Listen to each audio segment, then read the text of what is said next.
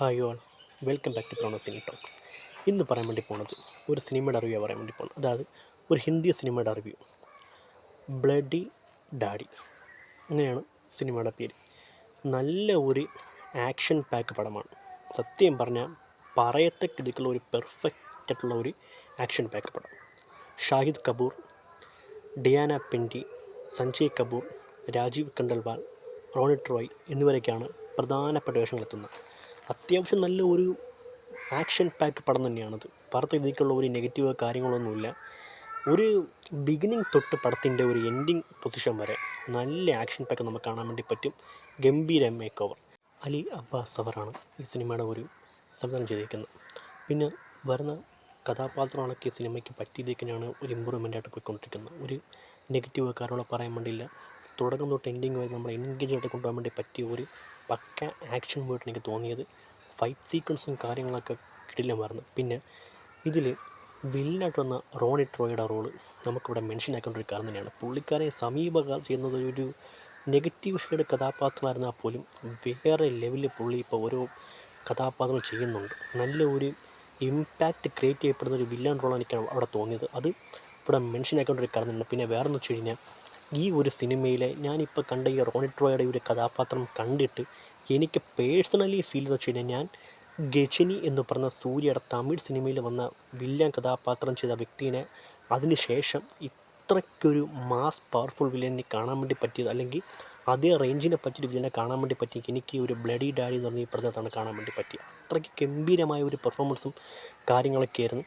പിന്നെ പടത്തിൻ്റെ ഒരു രീതി വെച്ച് കഴിഞ്ഞാൽ ഒരു നർക്കോട്ടിക് സംബന്ധപ്പെട്ട ഒരു സംഭവം കൈമാറിയിട്ട് ഈ ഷാഹിദ് കപൂർ എന്ന കഥാപാത്രത്തിൻ്റെ മകനെ റിക്കവർ ചെയ്യുന്ന ഒരു രീതിയാണ് ഈ ഒരു തീമാണ് പോണത്. അതിനു വേണ്ടി പറ്റിയ ഒരു പല എലമെൻറ്റും കാര്യങ്ങളെ കൊണ്ടുവന്ന സിനിമ ഉൾപ്പെടുത്തിക്കുന്ന അലി അബ്ബാസ് സവർ എന്ന സംവിധായകൻ നമുക്കൊരു ലാഘവും തരാത്ത രീതിക്കാണ് ഈ ഒരു പടത്തിൻ്റെ ഒരു മേക്കിംഗ് നടത്തി വെച്ചിരിക്കുന്നത്. അത് ഗംഭീരമായ ഒരു പവർഫുൾ ആയിട്ടുള്ള ഒരു ആക്ഷൻ പാക്കിലൂടെയൊക്കെ തന്നെ നമുക്കത് കാണിച്ചു തന്നിരിക്കുന്നത്. അത് ഗംഭീരമായ ഒരു കാര്യമായിട്ട് എനിക്ക് തോന്നി. പിന്നെ നെഗറ്റീവായിട്ടൊന്നുമില്ല പറയാനായിട്ട്. വരുന്ന കഥാപാത്രങ്ങളുടെയൊക്കെ ഒരു പെർഫോമൻസ് ഈ സിനിമയ്ക്ക് തുല്യമായിട്ട് തന്നെ നിന്നെന്ന് വേണമെങ്കിൽ പറയാൻ വേണ്ടി പറ്റിയ ലെവലിൽ തന്നെ കാര്യങ്ങളൊക്കെ പോയിക്കൊണ്ടിരിക്കുന്നത്.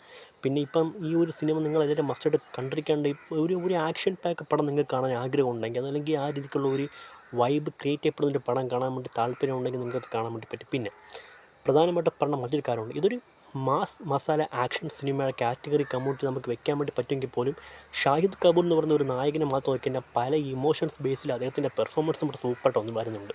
പല ഇമോഷൻസിലും അദ്ദേഹത്തിൻ്റെ ഒരു ആക്ടർ എന്ന നിലയ്ക്കുള്ള ഒരു ആക്ടിങ് സ്കില്ല്, പെർഫോമൻസ് നമുക്കിവിടെ കാണാൻ വേണ്ടി പറ്റി തന്നെ ഒരു മെയിൻ ഒരു കാര്യമാണ്. ഇതിനകത്ത് രണ്ട് പേരുടെ പെർഫോമൻസിലാണ് ഈ സിനിമ മുന്നോട്ട് പോകുന്നത്. അത് ഷാഹിദ് കപൂറിൻ്റെ മെയിൻ ഹീറോ കഥാപാത്രം, റോണിറ്റ് റോയ് അവതരിപ്പിക്കുന്ന നെഗറ്റീവ് കഥാപാത്രം. ഈ രണ്ട് കഥാപാത്രം കൂടെ തന്നെയാണ് ഈ പടം ഇങ്ങനെ മുന്നോട്ട് പോയിക്കൊണ്ടിരിക്കുന്നത്.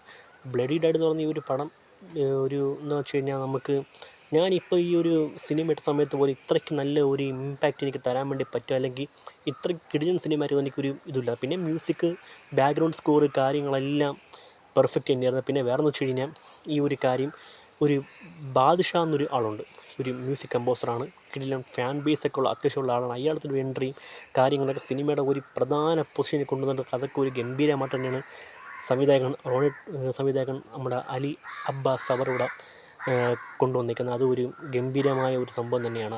ഇതൊക്കെ തന്നെയാണ് ഇവിടുത്തെ പറ്റി പറയാൻ വേണ്ടിയുള്ളത്. പിന്നെ അധികം വലിച്ചു നീട്ടാൻ വേണ്ടി പോലും ഒന്നുമില്ല.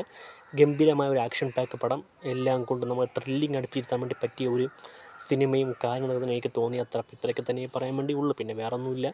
നിങ്ങൾക്ക് നല്ല ഒരു ആക്ഷൻ പാക്ക് പടം കാണണമെങ്കിൽ സമീപകാലത്ത് ഇങ്ങനെ ഒരു പടം, ഇപ്പം ബിഗ് ബഡ്ജറ്റായിട്ട് വന്ന പഠാനായിരുന്നാലും നമ്മുടെ ജവാനൊക്കെ ആയിരുന്നാലും ആ സിനിമയൊക്കെ വെച്ച് നോക്കാൻ നേരത്തെ ഇതൊരു അത്രയ്ക്ക് ഗംഭീരമായ ഒരു ബഡ്ജറ്റിലൊന്നും ഒതുങ്ങാത്ത ഒരു സൂപ്പർ സിനിമയായിട്ട് എനിക്ക് തോന്നിപ്പോയത്. അപ്പോൾ ഇത്ര മാത്രമേ എനിക്ക് ഇതിനെപ്പറ്റി പറയാൻ വേണ്ടിയുള്ളൂ.